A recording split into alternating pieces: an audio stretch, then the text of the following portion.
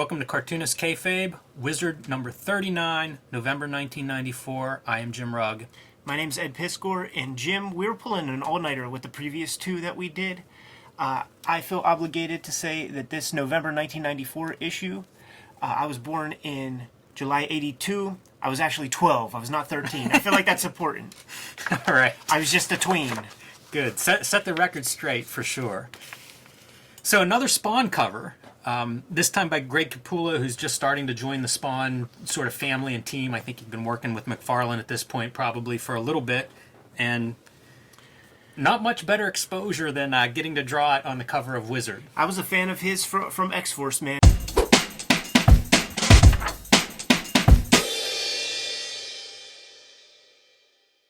So Spawn Toys with a nice big colorful ad here. We have traced like Bones' rise to prominence, and I feel like the other story that comes out of this era is the Todd McFarlane toys and their rise. We've been watching prototypes being drawn and reports in the toy column.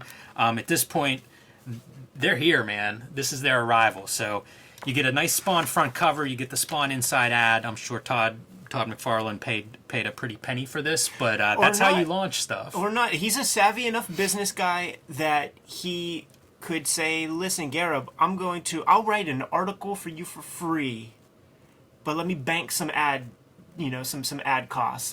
And he has an ad and everything. This double page gimmick probably costs a little bit, but.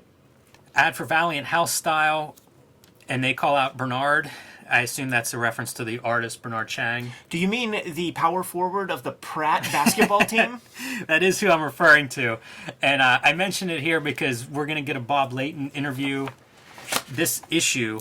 And one of the criticisms leveled at Valiant at this time is that all of their books look the same. So I think that pulling out certain artists in these different ads is their way of suggesting, that they don't all look the same. I think they're sensitive to that, as we'll find out in the interview later.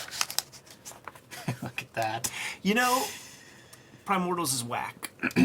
But that's kind of a cool thing. I do like that. That's kind of attractive. This pose is, it feels swiped, but I think it's just a super generic pose that many characters adhere to. If I remember correctly, I think it's swiped from a photograph of Jim Steranko at Heroes Comic Con.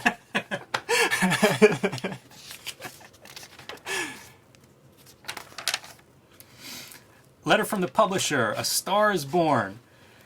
Garib is talking about doing a voice in one of the Wildcat episodes. He also does some name dropping with Jim Lee, like he was at Jim Lee's house playing poker one night whenever he has to do a voice on the cartoon. Little Lord Fauntleroy has created a magazine that's read by hundreds and hundreds of thousands. He knows it, so he's not shy about asking for things. Early on, it was, can I get a cover? Now, everybody's a millionaire. Yo, can I be a voice on Wildcats, man? Yeah, this is Garib Shameless as we know and love. Yeah. Magic words. I always look through these letters for something good. Very first letter is objecting to Vampirilla and how she is portrayed. Some parents got hold of their kid's issue of Wizard magazine and says that kid's not buying any more Wizard magazines on their watch. Yeah, and I actually give mad props to the way they responded to it too, where they were just like, thank you I'm very happy and proud that you monitor what your kids read. We can't please everybody, so they're like, fuck you. There's no way we're not gonna stop doing these kinds of ads. So sorry we lost your business. Yeah, interesting that they bother to run an ad letter like this, but and by the way, the print industry existed at this time. You could shave off a reader or two. Nowadays, man, magazines will frickin' suck your balls to try to keep you as a reader. The other letter that caught my eye, Ed, is somebody was watching the TV show Viper. Yes. And they saw the writer credit flash on the screen and saw the name Howard Chaykin, so they write in and say, is the same famous creator of Black Kiss also responsible for writing this episode of Viper? I get a kick out of this because Black Kiss in Wizard, yeah, that is crossing a much tougher line than Vampirilla's costume. Yeah, yes, I agree, man. And of course, it was the other Howard Chaykin, in this universe that wrote Viper. Reader mail, always a highlight. I was looking at this one because it has the backed out the white on black lettering that's perfect. Yeah. And I was trying to figure out, is that whole thing like a printout, you think? It made me wonder if you can like buy black envelopes, of which I've never seen in my life, I don't think. Yeah, lots of questions on how this envelope art was created. Chun Yi, hit us up. This is pretty fun too, the Street Fighter X-Men. Yeah, art. little did they know, man. Marvel vs. Capcom will be on the horizon in about 5 years. Yeah. Yeah, whenever you look back on it too, it's hard to remember this predates it. Like in my mind, it's like, oh, that's what that is. But you're right. It wasn't at the time. Nope. Death of the X-Men. Some more kayfabe, man, coming from the Marvel editorial offices and publicity department. Yeah, they're really milking this thing. Like, that's 2 months in a row now they get top billing. Of speculative news, is it going to happen, is it not? The death of the X-Men, like Legion's involved, Legion Quest is a thing that's on the horizon. I was here, I was reading this stuff. I was buying the thing. This was Roger Cruz intermingling with the Joe Madureira, where, I call it the methadone stage, where it's like, if you're going to give me 2 Roger Cruzes, like, I'm definitely out. But then Joe Mad will pop right back in. We'll expand on this in future volumes. Of course, this is alluding to Age of Apocalypse. Wildcats Year 1. This is about Wildcats Foundation and Stormwatch Foundation. I don't know if these were published. Yeah, I don't know, man, but it's it's James Robinson. He's pretty hot because of his Golden Age comic, and he's the writer and of Starman. Mm-hmm. That's a fan favorite of like there are people who don't read Image comics, but like Starman, I guess, was like the good comic that came out in like these mid '90s, because they were few and far between, man. Certainly from the jobber Marvel DC. Yeah, I think that's right. And I think these guys, there's a certain group of fandom that would just, latch on to the couple titles that they thought stood out, and that Starman was one of those darlings. One of the classic, the classic phrase, man, if you can't be with the one you love the one you're with. And Starman was as good as it got. I'm speculating, but I bet Patrick Daniel O'Neill liked Starman. We're going to be able to profile, we're going to be able to look at interviews and articles here, and without even seeing the byline, we'll be able to guess what Patrick Daniel O'Neill is responsible for. Easy. He fits a very specific psychological profile. What's up with Trencher? Keith Giffen's Trencher had started out at Image, went to Axis, I believe was the company, and now he is suspending Trencher indefinitely, citing the turmoil of the comics market at this time. And this is the story that's playing out, man. This issue, next issue, and moving forward, the bloom is fully off the rose. Or let me rephrase that, because they don't know how bad it's going to get. There's a big shakeup in the comics industry. Nobody's selling what they used to, and a lot of people are looking to jump ship, do other things. We'll be getting into that. New look for Batman. Big shock, that terrible, hideous, ugly Batman costume is now a thing of the past. I can't believe it took them 2 years to figure that out, but finally they do.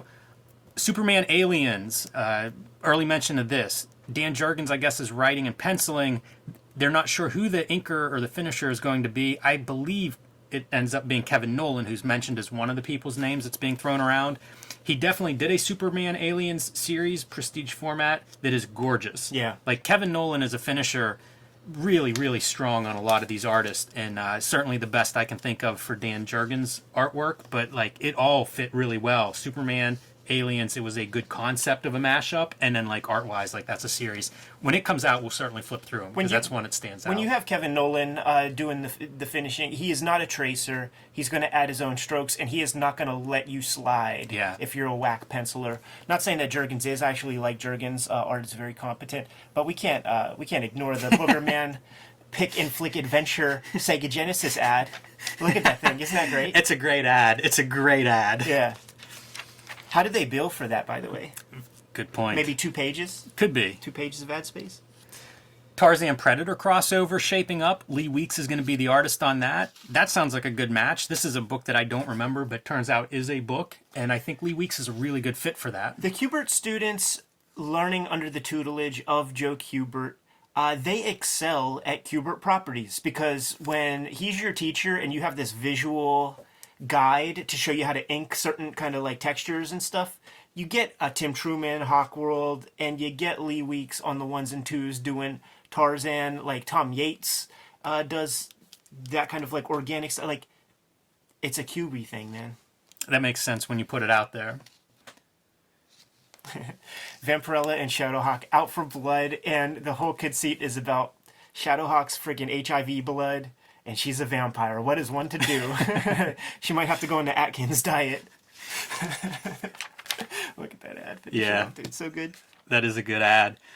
Lightning Comics, one of their news items is they are putting its comics production on pause starting in November, hoping to return to printing its books, quote, when industry conditions are healthier, end quote. They've yet to print, issue 8 of Bloodfire.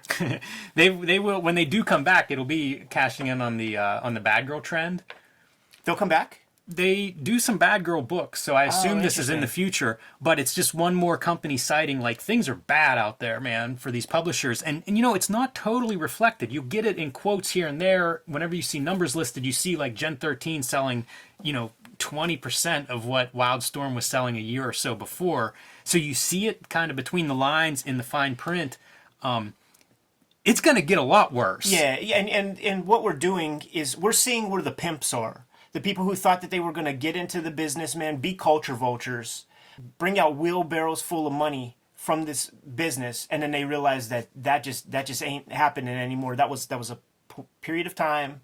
That time is gone, and these motherfuckers are jumping ship, dude.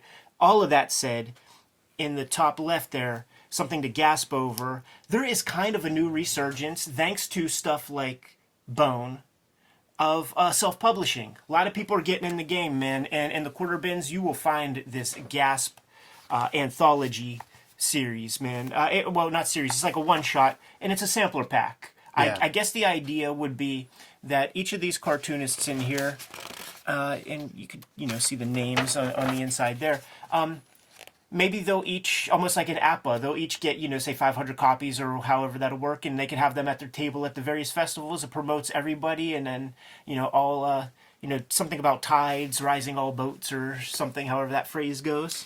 Yeah, I'm going to leave that open for a second so you can see who's doing what there. Some standouts to me are Don Simpson's Bizarre Heroes. He had a couple issues come out of Image, and I think that was his seed money to start self-publishing his own Bizarre Heroes. Yeah, I'm a big fan, and that's going to be a Palmer's Picks. Basically, almost every one of these is going to be a Palmer's Picks. Barry Blair. I hope Barry Blair is a Palmer's Picks. He will not be.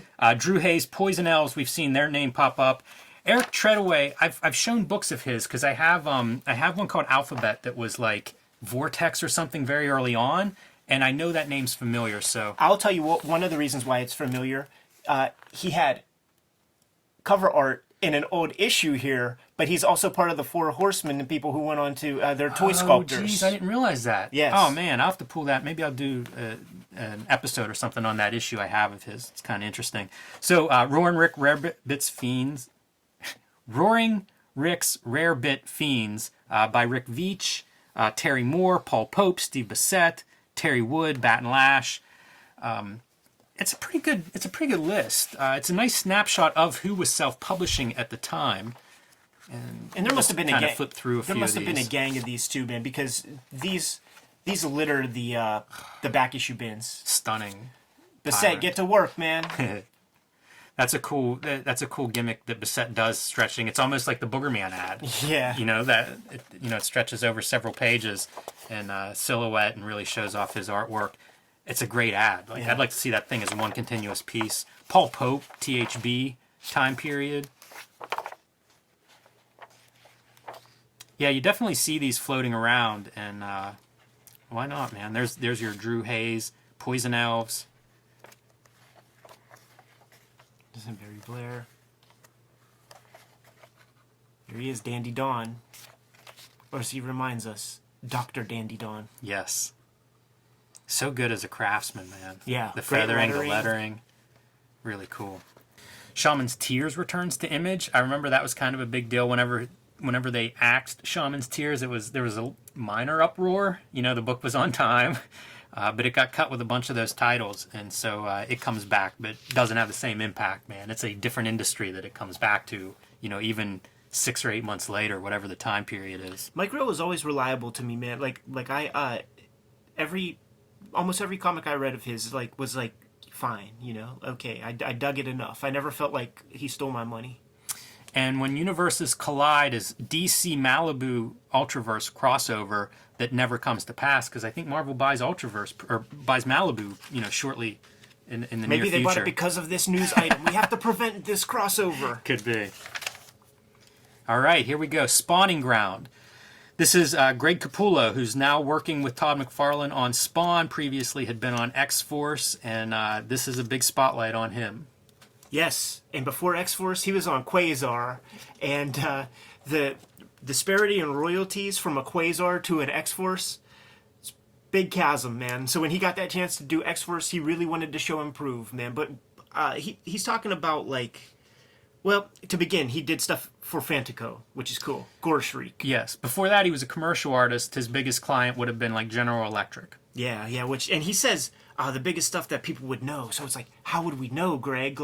Show me. What is that? What is that? Did he create a little character or something? I need to see what that is. It's very true. Probably instructional, how to switch your door on your refrigerator from left handle to right side. Yeah, but with feathering and lots of lines. But when he was doing Quasar, after the Gore Shriek stuff, which he got $40 a page. Cool to see that price. Yeah. The rate. And I'm sure if I adjusted it for inflation when I was doing my first Harvey P. Car stuff, it's still probably more than what I was making. But one thing, I didn't know that Fantico was a shop. Yeah, it was one of those. A lot of those small companies had a shop is how they would start, and I think they would probably see talent coming in buying comics, and that's probably how they put it together. We've shown off a couple of Gore Shriek issues. I like some of Fantico's productions. They were black and white, horror, fringy kind of stuff, and I think the shop might still be in business. Yeah, his first Marvel book was What If Daredevil Killed the Kingpin? I have that comic floating around here somewhere, man. It's really competent stuff. It actually reminds me of a Dan Jurgens, because he was the wisdom was get in the door, don't make waves, be reliable. Then when you get in that door, draw some spaghetti webs and stuff, man. So when he was doing Quasar, he knew that book needed all the help it could get. So he's drawing skimpy bikinis on ladies, and he's drawing crazy action, bullet wounds and whatnot. When he sees the final printed comic, that's all taken out of there, man. They're giving them grandma swimsuits and taking away all the exit wounds and blood and shit. Exit wounds. Yeah. It's so specific, the weird stuff that gets censored out by editorial. Right. But then when he gets that chance to do an X-Force annual, everything changes. I was there. I was not a Quasar guy, but I was an X-Force guy, and he lightened the blow when Rob Liefeld left. The Mark Pasella stuff was too garish for me at the time, too wild. But when he came on board with issue 14, 15, something like that, man, it all sort of came together again, and you could tell that he knew what it was, man. There's that famous panel, man, with Cable that has so many guns that in bags and junk and bazookas under his arms and junk. He knows what he's doing. He was good with figures, and he was good with weight. It felt like the stuff that he was drawing was tangible. Right. Compared to some of the post-Liefeld, some of the Mark Pasella stuff, which I like for other reasons, but it doesn't have a sense of weight and volume. Capullo had that. So he hooks up with McFarlane, and McFarlane's comment is, dependable and talented is rare. Usually it's one or the other, and if you have both, that's it. That's the golden ticket in a lot of ways, and he cites Capullo as having both. And if you have that, you get to work forever, and his star just continues to rise to this very day. Doing the work that he does on Batman comics and junk like that. He's never been more popular than he is right at this moment, and he was pretty freaking popular when he was the man on Spawn. There is I was looking through this. His first series of jobs, whenever he starts working with McFarlane, he works with Alan Moore, Grant Morrison, Neil Gaiman. Yeah. Wow. Yeah. Could you think of 3 better writers? I mean, Frank Miller's probably the only guy missing from that list from early 90s, mid 90s that would be top writers.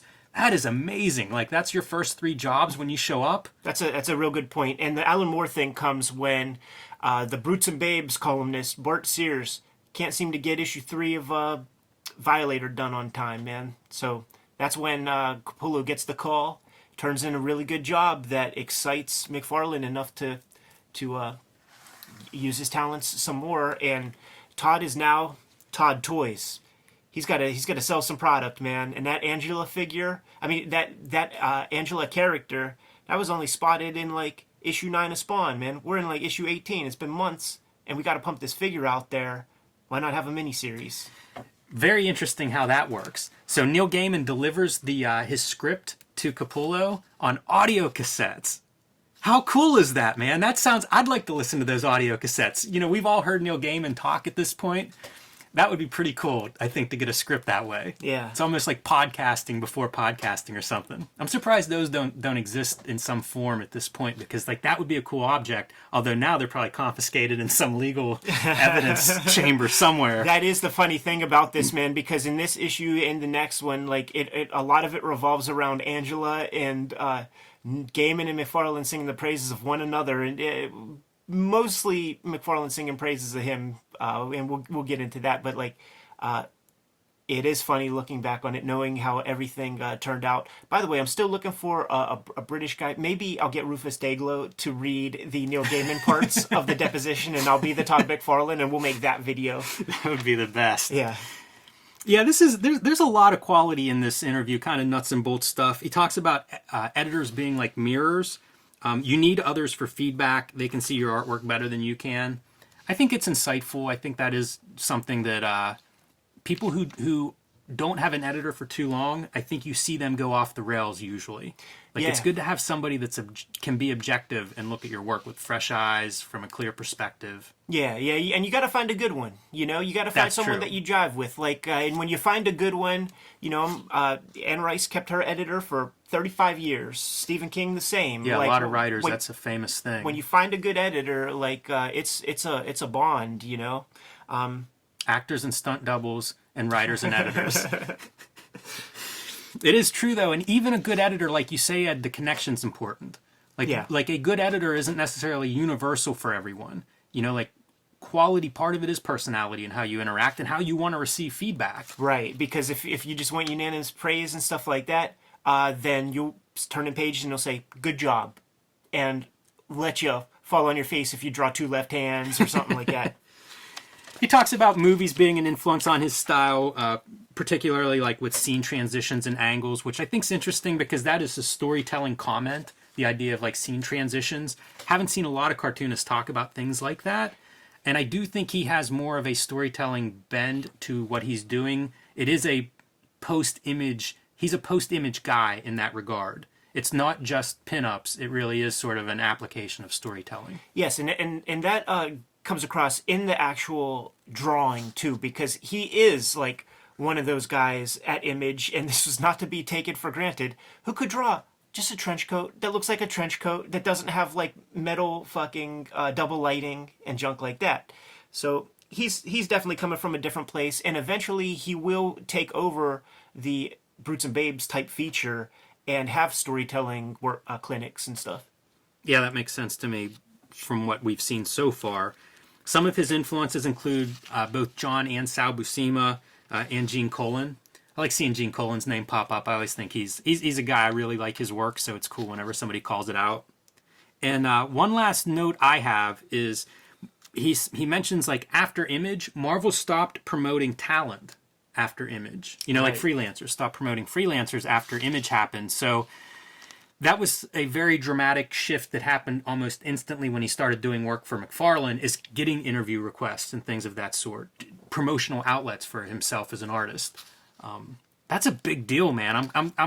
I can understand Marvel was burnt by Image, but it seems like that's a big advantage if Image and Marvel are courting your talent. Would you go somewhere that won't promote you as a talent? Like, that's a strange decision. I understand their unhappy Image left and hurt their market share a little bit, but man, that seems like a really bad policy if you want to keep a good artist on your team. That's for sure. But they, you know, they'll just put somebody new in the role, man. If they can replace Kirby, they can replace anybody. Sounds good. We'll see their bankruptcy stuff coming up soon, but it sounds good. Yeah, I mean, the scar tissue is everlasting to this day. I know people who work for the big two who literally are not sure if they're allowed to talk to their writer or artist. They don't have each other's email addresses, so they don't even want motherfuckers to build a relationship and then go off and make an image comic and save their good ideas for that stuff. So they're very withholding, and it is because of the image founding fathers. There's no doubt about it in my mind. Wonder if there's also a thing of being afraid of any kind of unionization. Like if everybody's talking, if all the freelancers are sort of cozy with each other, if that's a risk that they, going way back, there are stories of Neil Adams trying to unionize back to the 70s. So it was something I'm sure they were conscious of at some point. I don't know if they're worried about it in the 90s, but it was a thing in comics history. Yeah, and once again, like, there's enough people that I don't have confidence in almost any jobber to be anything but a scab. And if this pile of guys over here say, yeah, we're going to go unionize, there's a million douchebags who are going to be very happy to scab you and take even less rates. There's a million stories. Drew Struzan? Yeah. Nice Drew signature here. Do you remember Skeleton Warriors? I was there. I was there for that stuff, man. It was a flash in the pan, but the toys were very cool. Somebody put some money into it. When Titans tussle, Jim, we covered that that Greg Capullo interview for some time. We don't have to cover this thing at all. I have one we're going to cover. Okay, finish reading the title thing. This is the 10 greatest comic battles you'll never see come to life the Wizard way. And the best one in here is definitely Hulk versus Pitt. Great news, everybody. I have seen the future. So, you know what's funny? The Dark Side Thanos one was done by John Byrne later. So we'll give a quick flip through. This is neat because Del Keown is back. Yeah. And I guess he'd have to be with Pitt's involvement, but of course Del Keown, one of the better Hulk artists, certainly in the 90s, and Peter David writing. A little bit of a weird color happening here. This happens in 1997, I want to say. 1997, so a couple years after this article, probably about 2.5 years after, because this is the end of 94, this Wizard. So, kind of neat. I guess surprising. I don't know that this was setting the world on fire 3 years later. No. But in 1994, Wizard definitely wanted to see it. Yeah. And one of the things that I like is that, Peter David had to humble himself, man, and freaking write this image character, even though this was probably Full Bleed Studios at the time. Yeah, I don't know. I don't see... Should say on the cover. All it has on the cover is Marvel, so you might be right. Very you may have gone to Full Bleed at that point. Otherwise, the rest of these are, I don't know. This is very fanboy. Wizard will grow into this completely, and then it becomes totally toilet paper, like fully valueless. Yeah, this is not one of my favorite articles. Sergeant Rock versus Sergeant Fury. Yeah. Like the Stormtrooper said, move along, move along. Batman versus Predator 2. Paul Galassi art on the sequel. Yeah, he's spotty though, man. And there's good Galassi and bad Galassi, and that ain't very memorable. Man of Clay, sculptor Randy Bowen. So Claiborne Moore is the other sculptor that we've seen some stuff from. Randy Bowen is the guy. Those are probably the top two guys that are making these kind of sculpts, right? Am I forgetting anyone? Claiborne Moore, we find in the article, is like hired by Randy Bowen. So Randy Bowen, top dog. He has a pretty fun story, the way he develops. Yeah. So he wants to be a cartoonist, and then at some age decides it's too competitive. He doesn't quite have what he needs for that. Does things like caricatures and things, just paying the bills with whatever art he can do. And then he comes into contact with somebody that's looking for like a sculpting assistant. Does he have any experience? He has the experience everybody has playing with clay and Play-Doh as a kid. But he says yes, and he applies for this job, and he finds that he loves it. And then he, goes out and he starts doing what are known as garage kits. So these are like bootleg, unauthorized sculpts. I guess they would be produced in very small numbers by private collectors. Some would make it into shops, though, because Mike Richardson finds one of his garage kits, is impressed by it at a comic shop, is impressed by it, and then hires him to start doing some work for them, including like a concrete figure. I think might be one of the early ones. Fascinating. I have always heard that term garage kit. No idea that it was like this like bootleg, Yeah. black market business. Utterly fascinating.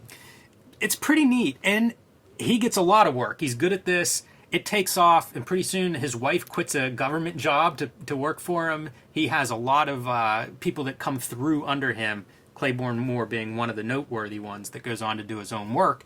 But this becomes like a big job, a big, a substantial company that he's running, making these things. And for years and years and years, I'm sure he's still working to this day doing these kinds of gimmicks, man, but he was so fucking huge in these 90s. Would win Eisners for some of them, like the first Sandman sculpt that he does wins an Eisner. I guess that's this one right here. This is the second one. I don't think the first one's in here, which is kind of weird since it was an Eisner winner. Look at that freaking Predator, man. Berserk. Oh, he's great. He's really good, man.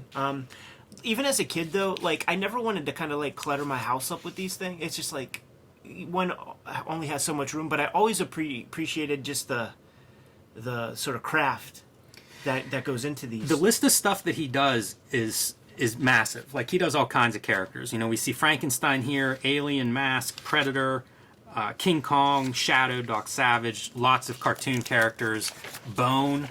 And then the people he collaborates with is amazing. Ray Harryhausen, who was an early influence on him, he gets to meet and do the King Kong sculptures with. But also Carl Barks, Frank Frazetta, who he worked closely with for the Death Dealer you see there, Jim Lee, Jeff Smith. It's pretty amazing. Like, if you're a fan of this stuff, and I think obviously he is, or you don't get into this line of work, right? Getting to work with guys like Frank Frazetta and Carl Barks, pretty cool. In a lot of ways, like, he has this like rarefied, unique space in comics that, like, he and Alex Ross to me are like very similar, even though their media is different, because they do this thing kind of so well that like nobody else, they got in early enough that they're the top dogs. Like, unless somebody comes with some insane new innovations, these guys have this like unique position that creates a lot of value. Yeah, you're right. It is very unique what they do, and I would say both of them work very hard at their craft. Like, it would be hard to show up and top one of those guys. It's not like he's just the first guy sculpting these figures. The figures are extraordinary. Yeah. This is neat. This is a process of going through creating a figure, and it's fun how detailed it is, but also like the various sign-offs and checks and proofs that go on with it. Oof, man, that I do not envy anybody. Right, because you and we draw a page, we email it, maybe you got to change a couple of things here or there, which I don't appreciate, and it's just me drawing something. You bust out the whiteout and you fucking do it. You send it off. It takes an hour. These guys got to add more clay and bake another figure. You send that off. It comes back with the little slips with a checkbox. Now you have to paint it, send it off again, and maybe they don't like the color.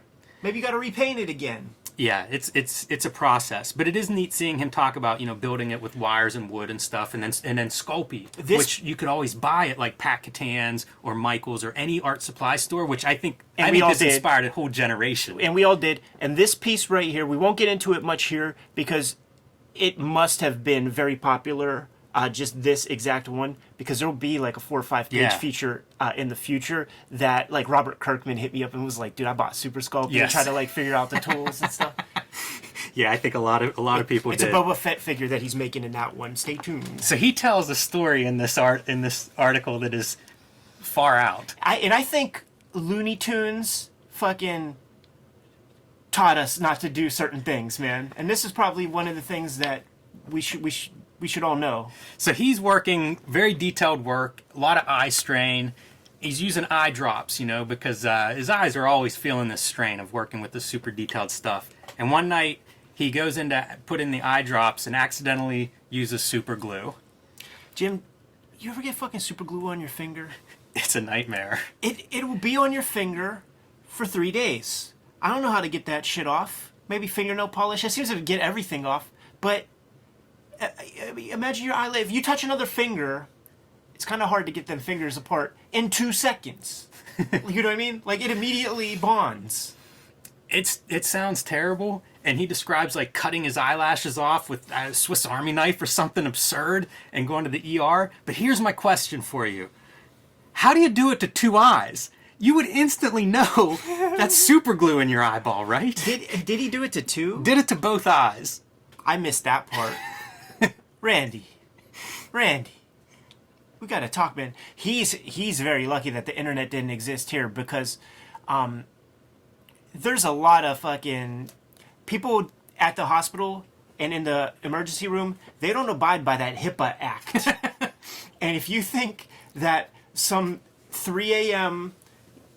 Orderly isn't gonna like snap pictures of the douchebag who glues his finger to his eyeball, you think he's not gonna take a little iPhone picture and put that shit up online immediately? Yeah, you're sorely mistaken. He dodged a bullet, this Randy Bowen character. Yes, also getting out with his eyes still working after all. That's probably the maybe the bigger bullet. Unbelievable. Drawing board, always a fun feature. Although sometimes I would see this stuff and like, that's just a copy. Mm-hmm. Not particularly impressive. Yeah. That's Spider-Man. I like the Spider-Man. In the letters column, they were calling out like, "Hey man, if you want to be on a drawing board, you got to draw something OG." Yeah, look at that mullet. Yeah, like, hey Kayfabers, did Captain America's gear really turn into this for a spell? Because I was certainly checked out. This is a very eclectic collection. It this is, particular man. month. That card thing is very weird. Super weird. But so is this. Like the Bone, Spawn, Batman.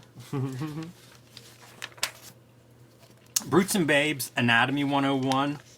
I think I've said in the past, these columns are arranged so weird. Yeah. Like what comes up from month to month is just all over the map. I will say that I did not have this issue. I was just pulling them off the newsstand. But Bart Sears' anatomy stuff became my Bible. The exact thing, like, I was always looking for, because we all had How to Draw Comics the Marvel Way. The only thing that they show you is that front and side profile of Sue Storm and Reed Richards. Yes. Doesn't show you how any muscles work at all. I was going to say, like, these two, I feel like every book I've ever seen on How to Draw Comics has a version of this kind of head count pose from the front. I was looking at these and kind of laughing. So these are proportions if your character is different number of heads tall. And I feel like 10, 7, and 8.5 are all exactly the same. They're just reduced like photocopy-wise, but not proportions. Right, yeah, not at all. It's the same goddamn thing. And it gives you some practical info on like how you would measure a head and then mark that down each time to, get a good measurement so your characters are the right size. Kind of makes sense, I suppose. This is weird. The arm and the leg being built the same way. When you would see I guess this it stuff, makes sense, but it's just weird. None of this ever did it for me, man. I needed something a little more. I could never do it either. And they always, again, like most of the books that I've seen on How to Draw Comics have this like cone, cylinder construction, bubble, construction on figures. And I just could never quite make that step work. And I always would wonder, like, is this what cartoonists are really drawing, like, underneath there? Right. I don't think they are, right? No. Though I kind of do now.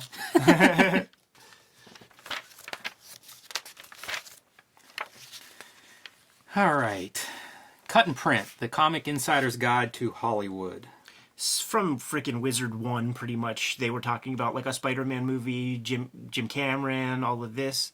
Boy, that Spider-Man Jim Cameron connection was like, that was what we had in the 90s for comics' hope of making a movie. Yeah, it was like that, and then can we please get Glenn Danzig to be Wolverine in the X-Men flick? That was like the two things that everybody talked about. That would be funny. One correction I'll make from previous issue, Rob Liefeld update on his issues with Roustabout and the animation stuff.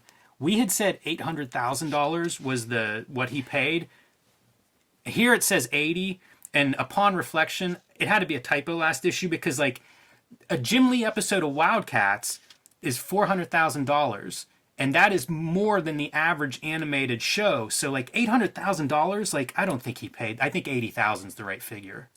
I think the front end work isn't in the Jim Lee figure. And what I'm saying is, in Heroes Illustrated, the $800,000 thing is mentioned, and in some other places it's 800. So I think this 80 Really? is the typo actually. Interesting. Yeah. I like when you set everything up and you do the designs. That's a different level. That's not the cost of an episode. So like they're creating all assets, and that's a big overhead to begin with. Like, like when I put together like that thing for Adult Swim, there was a bunch of money up front before word go. And then when word go happens, then you come up with a budget for the episodes. So I do think it was almost $1 million. And that's what Rob says in interviews, spent almost $1 million on like, a couple minutes of animation and stuff. And the whole issue is, it seems fucked up. Like Rob wants those assets. He wants those things, and it's not mentioned here, but Roustabout is like they're holding on to that, man, because this guy's going to freaking take these cells and shop the thing somewhere else and just like use it as like a pitch piece, and Roustabout ain't going to be in it. Like their name is cut off at the end of footage that they're showing at San Diego Comic-Con and stuff. So like, there's some crazy grievances right here, man. Roustabout hires Jack Kirby's lawyer. Yeah. Who whenever Kirby and Marvel Comics were having their back and forth legal battles. And so now Roustabout hires that lawyer and uses Jack Kirby's name, like as they position themselves in this legal battle and creative battle and stuff, positioning Rob Liefeld as Marvel Comics in this battle and them as Jack Kirby. That is some PR right there. Yeah. Yeah, and they both had agreements not to be doing press releases, but they both forgot that. Yeah. Very messy. You read those books when you form LLCs and stuff, man, Dummy's Book of LLCs, and one of the first things they tell you is you're not in business until you get sued. Yeah, it's always that's always not reassuring. I always think like you can measure your success by lawsuits.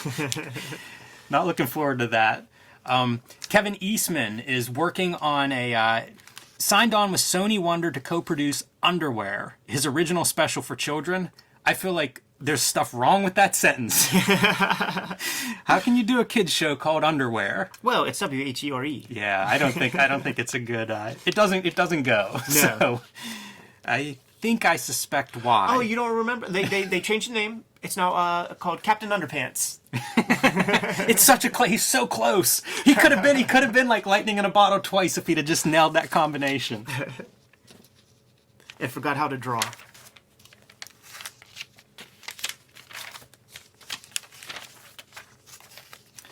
Prince Valiant, editor-in-chief Bob Layton interview. I almost skipped this, Ed. I've been very critical of Valiant, especially post Jim Shooter Valiant. It was entertaining to read this. I'll say that. At one point, I have a note that one of his answers is Bob the person is constantly evolving. And this whole interview to me reads like Stepford Wives. Like the way he talks is just jobber, like out of a 90s like business. I don't towing the line. Total the total corporate like shill. Business jargon is another note I have for this. Stepford Wives is good. Like I wish I would have came into my mind because I was thinking robotic. Yes. Yeah, robotic totally. Just totally towing the line in a way that like makes me feel like there was the Steve Mazzarski stuff in like one of the earliest things, and when he's talking, Mazzarski would be saying stuff like, we would never let Bob Layton go back to more like all this kind of shit. And when you read this, it's one of those things where it's like, you can't help a man who can't help himself kind of thing, and that's how this reads. It's like he's happy to be the puppy dog of this bigger company, and Acclaim owns Valiant now. He spends several paragraphs talking about what good guy the Acclaim guy is. We didn't even Who cares? We didn't even talk business. We talked about life. What's the value in that when you're in a business situation? It just feels like every answer is spin. Yeah, and like, are they going to come? Did Valiant buy it just to kind of like, take properties to turn into video games? And that's where that part with the Acclaim stuff comes in. Yeah, he came in and we didn't even have to talk about that.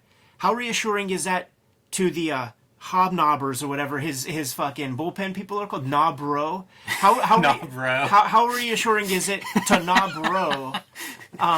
It should be Knobro.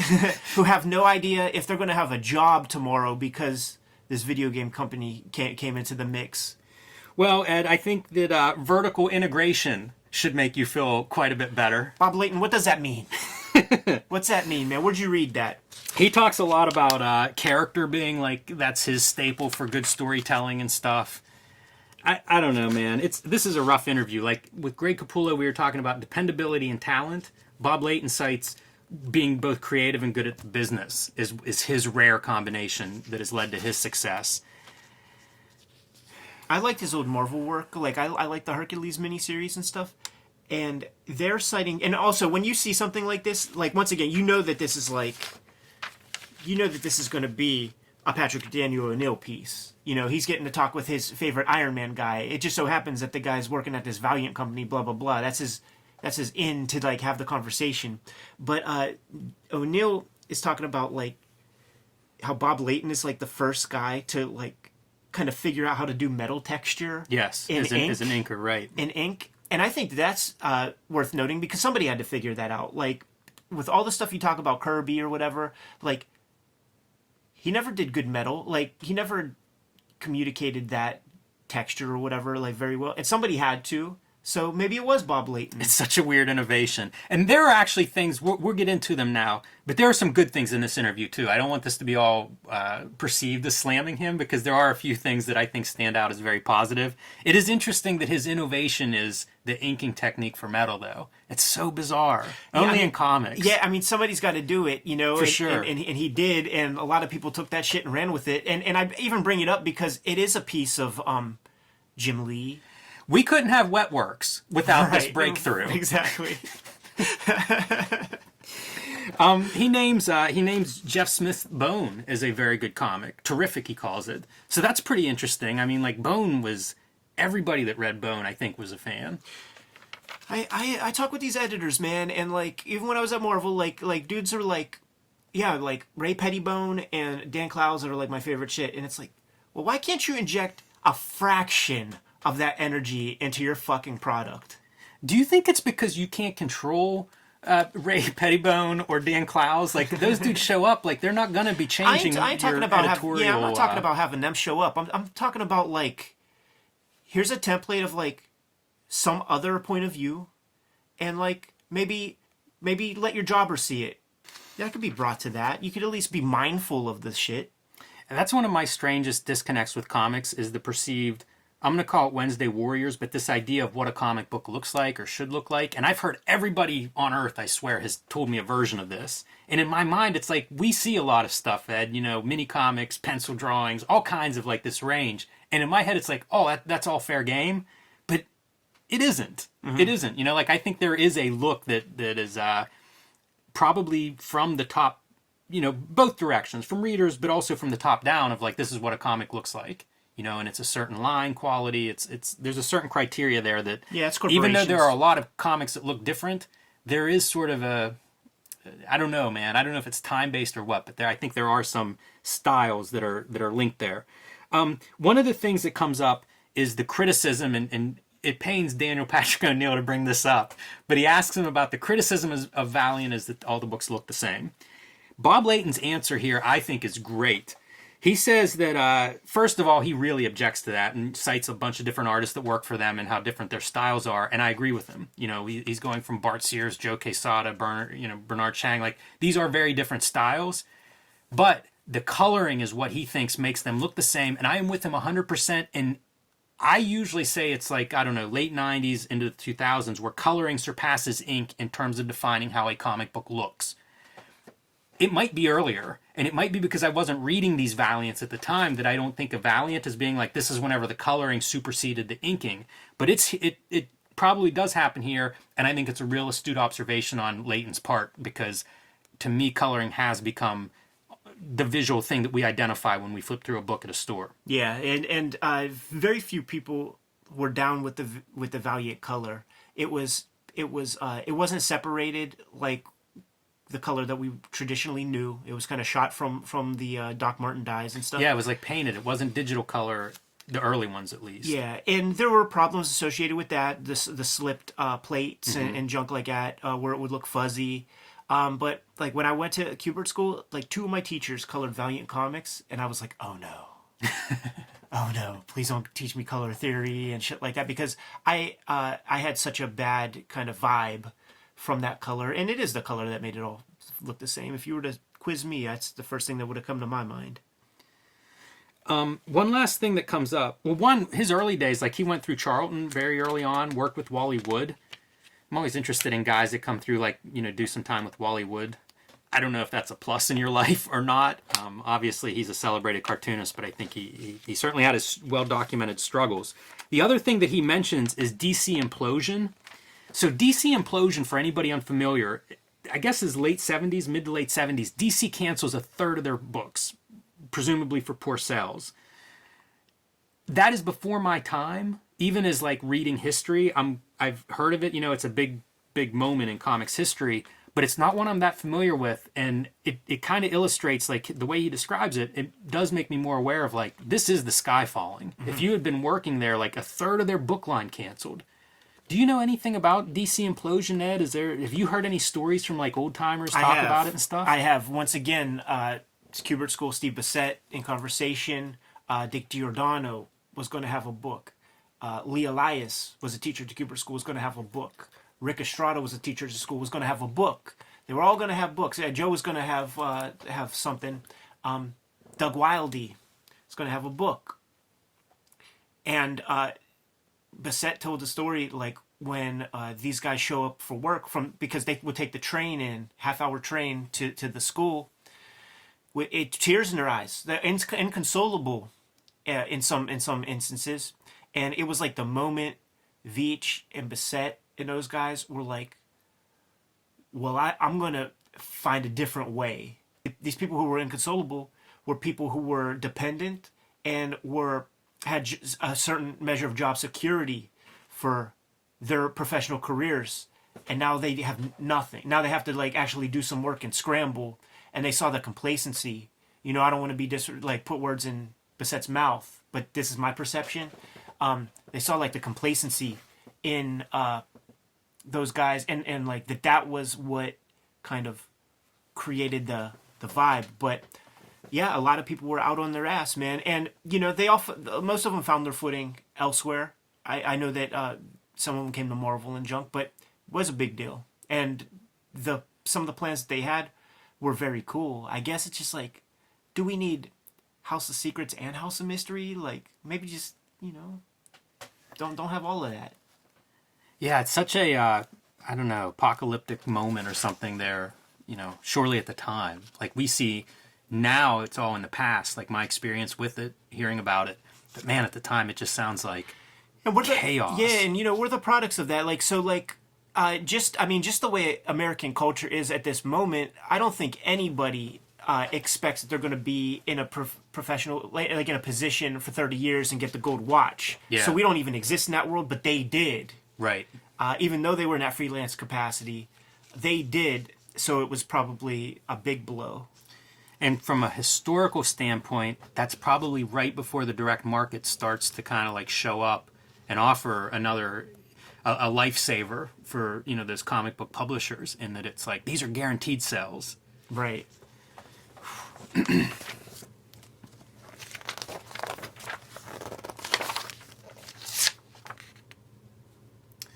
This is the Malibu Bravura line, and this is the upcoming X-Men end, I guess. Man. And I noted that is the shittiest drawing of a wheelchair I've ever seen. It is, but it's before Google image search, and you did what you could.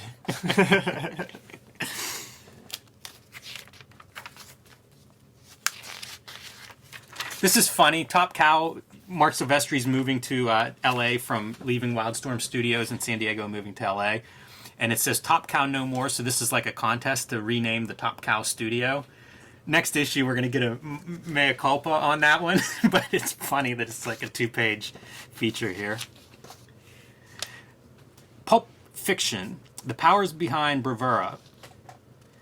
So this is the Malibu Comics answer to Image Comics, Legend Comics, Epic Comics. This is a creator-owned line. Yes. And the origins here is Walt Simonson, I guess, had been talking with Frank Miller and John Byrne in terms of Legend and its development. They had some varying ideas. They couldn't quite come to terms on it, so Miller goes off and does Legend, and Simonson comes this direction, and this is the group that joins him. And some of these guys, pretty big names. Howard Chaykin, obviously, quite a resume. Gil Kane, Jim Starlin, Norm Brayfogle. There's quite a these are not jobbers. These are not rookies. These are known commodities. They're not on the level of Frank Miller and John Byrne were so big post '80s. I don't know that these guys quite measure up there, but these are top guys with some books under their belts. As brand, these Bravura books all do fit together in a certain way, and it's not a good look to me. Like I see you got a stack over there. I brought a couple we can flip through. Yeah. Howard Chaykin is on the record saying that he did this for the money. And I believe he had an Epic Heavy Hitters book as well. So he was churning stuff out. Midnight Men. I actually, sort of like this, but he says it comics were doing really well. I churned this out in between writing Viper episodes. He's an interesting guy. John Buscema for a long time would do a seminar at Marvel, help freelancers figure stuff out, get faster, get better, all that stuff. And at some point he moves on, and Howard Chaykin and John Romita Jr. did some for a while. And an editor at Marvel was telling me how whenever they were giving their little intros or whatever, Chaykin deferred to John Romita Jr. as being the artist, which in my mind, Chaykin's the artist. He was the guy that did a bunch of innovative stuff, but I don't know if it was self-effacing or what, but would kind of frame himself as being not that creative capital A type art. But in my mind, it was he was super innovative and pushing the boundary compared to, and I like John Romita Jr., but John Romita Jr. was mostly Marvel at that point. Yeah. They were looking at it Chaykin's looking at it through the lens of, Marvel is McDonald's, and we need to whip all these guys into shape to make some Big Macs. JR, at least in his older style, was closer to that than Chaykin kind of ever was. Chaykin books look like Chaykin books. Yeah. If you're a Chaykin fan, I don't mind these at all. They may not be his fastball, but it's Howard Chaykin. And you'll get them for a quarter. So some of the books that also came out, like Walt Simonson's Star Slammers, I looked for those, and they must have gone through my purge. I thought I had all of them, including he had done Star Slammers as a graphic novel at Marvel in the 80s, and then as a limited series here. I couldn't find any of those, unfortunately, because I do like Simonson's work. And then Edge by Stephen Grant and Gil Kane was another one that I thought I had. Gil Kane inks himself. I think he may have died before the 4th issue came out. Wow. He completed the series, but I might be wrong on the timeline, but it's towards the end of his career for sure. But he inks himself, and I really like that. I mean, look at how interesting his work has grown. I would have killed. I mean, he would be the new Hugo Pratt if he would have gone in this exact direction right here.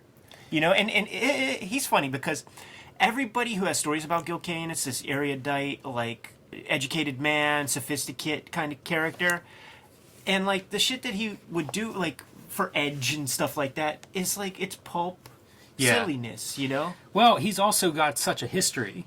That pulp silliness, I think, comes from a time whenever superheroes were it and comics were for kids. Yeah. And I think he probably always had that certain distance.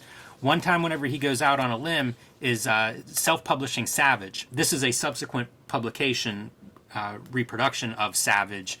He originally self-published it. This one is by Fantagraphics. You get the nice, some context for when this was reissued. Love and Rockets #1 cover back there. So this is a nice addition, and we'll kind of do a flip through this to just take a look, although that does look like Deathlock. When you talk about throwing the fastball, this is his fastball. Yeah, this is his shot. On some of the first pages, there are some perspective buildings, I believe, man, like a cityscape or something. No, well, that's pretty cool. But it all looks good. Yeah, he's fully going for it. and a real graphic sophistication even with this look, with the couple of the duo shade, the no panel borders. I like the typesetting. You know, it gives it more of an older look. And this was an attempt to not do just comics for kids. Right. And it didn't do well. Yeah. So, you know, like, you get burnt. So why does he come back to doing that pulpy junk? Because, like, he sold those. His whole career he sold those, you know? Like, he paid the rent with those things. With this one, he lost some money. Yeah, yeah. Like, I guess, it's just, it's pretentious. Stuff like that is, like, really, like, you don't do that if you're not really, like, trying to, like... He's great. Like, look at that composition. It's awesome. Yeah. Yeah, I don't think anybody doubts Gil Kane's greatness. And they talk about, you know, this article profiles these different creators and their significance in history, and many of them have a lot of it. This is a new acquisition for me. I picked this up within the last year out of a quarter box, and I like it a lot. I did not buy this at the time. I've since bought this whole series. DC then published a run of this, which I haven't seen any of, but I think it's the same creators. To me, this is a parody of Image Comics at the time. You know, you can see shades of Cable. I mean, look at that. That's awesome. This guy has no memory. He just knows he's on a mission of vengeance in a city that is completely formed and run by criminals. So he is just there, like, you know, cleaning house, and it's pretty badass. Who knew Marv Wolfman had it in him?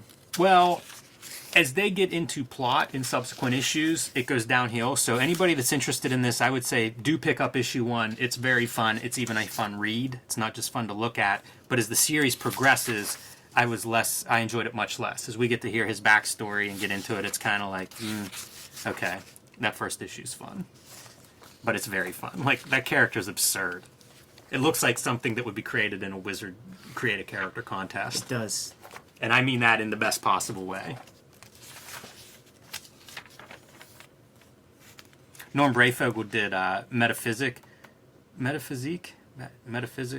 and that was a series that he had done at Eclipse much, much earlier, and there was some lawsuit issues that we talked about in the Todd McFarlane Comics Journal interview with that.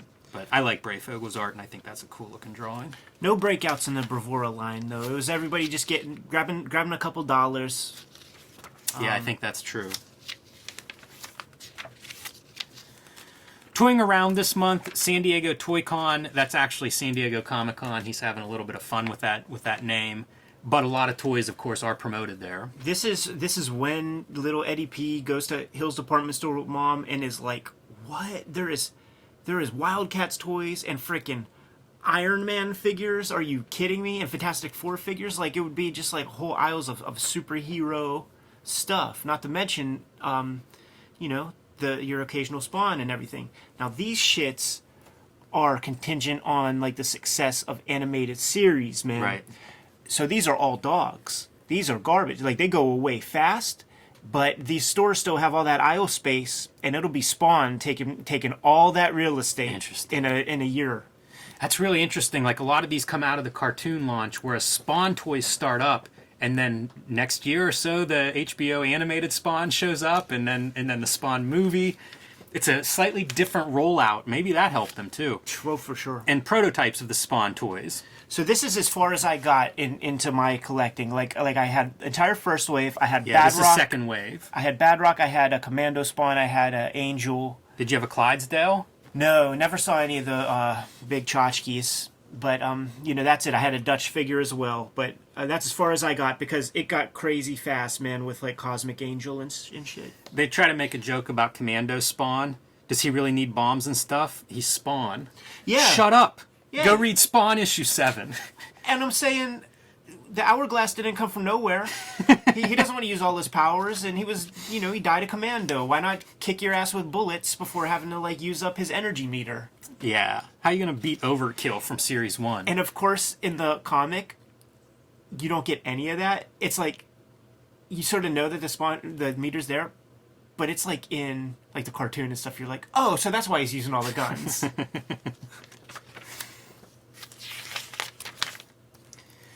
Palmer's Picks. This is Terry Moore's Strangers in Paradise, and I have a couple of confessions. One, I'm not a Strangers in Paradise fan. I'm sure I tried it around this time. It was definitely a self-published comic that would be grouped with all the self-publishing comics, and that's what I was into and looking at. So I probably read an issue, just didn't connect with it for one reason or another.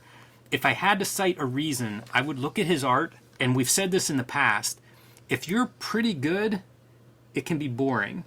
And I think I just didn't respond, for whatever reason. Like, in a way, he's very sound, like his foundational skills are all there. I was moving away from that. That would have been something that would probably be more valued in a Marvel DC, and I wanted something, I'm reading Dirty Plot or something at this point. So I don't have much connection to Strangers in Paradise. I'm not even sure I can tell you exactly what it's about. It says, like the original Strangers in Paradise series features a story about love and relationships involving two best friends. When I accumulated every issue of Love and Rockets up to the point and started like grabbing them sort of at the end as they came out, so people would be like, "Oh, you're caught up. Like, go read this." And so I put this comic on an unfair Right. I put like unfair kind of like measures of where it needed to be. I'll say this. I'm very impressed with his ability as a self-publisher, because he ran, I think, 3 long self-published series, which is impressive to me because very, very few people manage that. And I can remember whenever we talked to Jeff Smith, we were talking about all those self-publishers at the time, the Spirits of Independence tour. None of them made it except Jeff Smith. And, asking him like, well, what do you think, why didn't this person or that person make it? And his response stuck with me, and it's just like, there are so many things that have to go right for this to work. Almost through no fault of your own, it might not work. And I think of like Terry Moore's done it 3 times, I think. So my hat is off to him. I didn't connect with it, but lots of people did. So more power to him. I encourage you guys to read Love and Rockets one time and then get back to me. His recommended reading list: Ballad of Dr. Richardson, Sin Titulo, and THB by Paul Pope, Cerebus, Bone, Incredible Hulk, and The Max. It's an interesting list. And then pick of the month is the Acme Novelty Library number 3. See, in these wizards, man, I start to see through repetition the name Chris Ware, Acme Novelty Library over and over again, THB, like all these. So that's my marching orders when I'm young, because I'm not feeling Marvel DC Comics. Like, even though I'm 12, I'm old enough to not get the same kind of jolt out of those things that I got when I was a little kid. Top 10 heroes and villains. This is pretty much status quo every month. Yeah, we don't even have to. Comics Watch, X Factor 88, which I thought I had. We've talked about this dude, Random Violence, and the weirdest part about him, his arm turns into guns, but it's the flesh color of the gun that's always the funny joke, even though he's kind of white and pasty there. Yeah, and I love that you call him Random Violence, because that's right there, but his name is really Random. Oh, it is? Yeah. I've always called him Random Violence. Yeah, I know, and I love that about you. But you'll see, Random is infinitely unique. And it's not like that's his first name. Well, shit, man. So I could have my own character named Random Violence. It's not taken yet. Totally. But first name Random, last name Violence. Random is the guy with the sphincter gun. With the gaping, goatsy sphincter gun. It really is disgusting. The other Comics Watch book mentioned is New Mutants number 18. Any chance to flip through this. This is one of those books that was before my time, and whenever I picked it up in the future, I would look at it and be like, imagine if I was pulling this off the newsstand at West Side News, where I used to buy my Rob Liefeld comics. This stuff is like... Slowly but surely, nothing looks like this, man. Slowly but surely, like, Sienkiewicz is becoming Sienkiewicz, and... amazing. That is not John Byrne's X-Men right there. Yeah, this stuff just always stood out to me, and the run of this, I think he does it for about a year, but you just see like sort of the inking, the drawing, the negative space, all of that stuff just keeps ratcheting up. This is the first issue of his run, so this is the most looks like other comic books part of this run, and guess what? No other comic books look like this. Yeah, and he's, and maybe it's even in here because Legion is being introduced, but, oh no, it's because Warlock is being introduced, and I think of Warlock as a Sienkiewicz character. Yes, I think of Legion as a Sienkiewicz character, and Guido the Strong Guy is introduced in the Sienkiewicz run, and if you draw him right, when Silvestri was drawing Strong Guy with Dazzler, he was drawing like Sienkiewicz drawing. Yeah. You know what I'm saying, man? So it's pretty neat that weird design stuck. Yeah. Because if you see like so when he does Kingpin, it's this like maxed out version of Kingpin. So usually people draw him like Kingpin, not Sienkiewicz Kingpin. Right. But he got Strong Guy before anybody had the not Sienkiewicz Strong Guy, so then everybody drew him in that strange proportions. Look at this page spread. Great silhouettes, but also use of negative space, open panels, sound effects. It's just really masterful kind of stuff. Like, look at that sequence. The way that Chris Claremont described his work to me was that Bill Sienkiewicz can draw subtext. And that's what you see a lot here, man. He brings a lot of contemporary illustration to comics, and you'll see it in all of the, I think he did covers for every single book in the 80s, but that's what you're seeing here, that you're not seeing in other comics, is that, like, illustration process, and thinking about how to draw this stuff, illustration being, like, take the concept or the theme or the subtext and put it there, put it in the drawing. You don't see that in very many comics, and that's what he was bringing. This is a good printing, too. Yeah. No two printings are equal. That is true. And you have a good one with, like, very visible overprinting. Yeah, it's a hell of a run. Very cool, like I say, anytime we get a chance to show off some of this stuff. I just think, like, this is exciting now. Yes. 1984, your head had to just be, like, blown away. It must have been huge, too, because these issues are accessible. You could find them in the back issue bins for $1. And that's sort of like what they're calling out here, man. This is the Comic Watch. Like, get your hands on these things. And this has not changed. We got to be mindful in future issues, because in Comics Watch, there will be Miracle Man 15. And at this point, it's still just a $2 book. Pics from the Wizard's Hat. Spawn 19 and 20. Greg Capullo. Writers Tom Orzechowski and Andy Grossberg. I didn't realize that. I know that Grant Morrison had done a little run fill-in on the Spawn couple issues when he was doing Batman Spawn. With Capullo. But I did not realize that he was not writing those, or McFarlane wasn't writing them either. Any standouts in the picks for you, Ed? No, not this issue.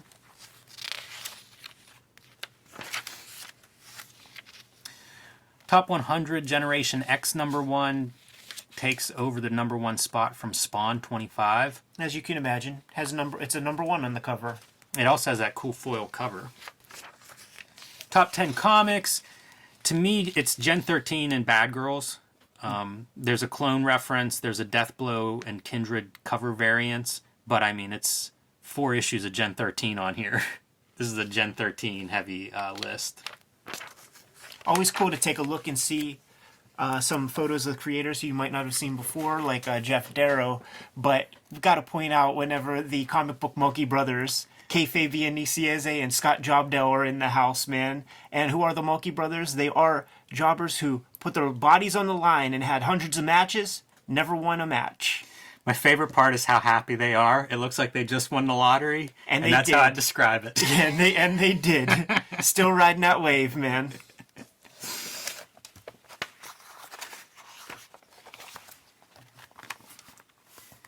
Ego, A Day in the Life. So this is Todd McFarlane documenting his day with, every half hour check-ins or whatever. He's trying to prepare some pages to get to FedEx before they close, talking about the breakdown of his office. There's only 3 employees there, what everybody's doing. And as you can imagine, it is very, very busy in his life at this time. Yeah, man, just getting the toy stuff off the ground. Maintaining a pretty reliable schedule when it comes to the comics, about 5-6 weeks turnaround, which is better than most of the other Image guys.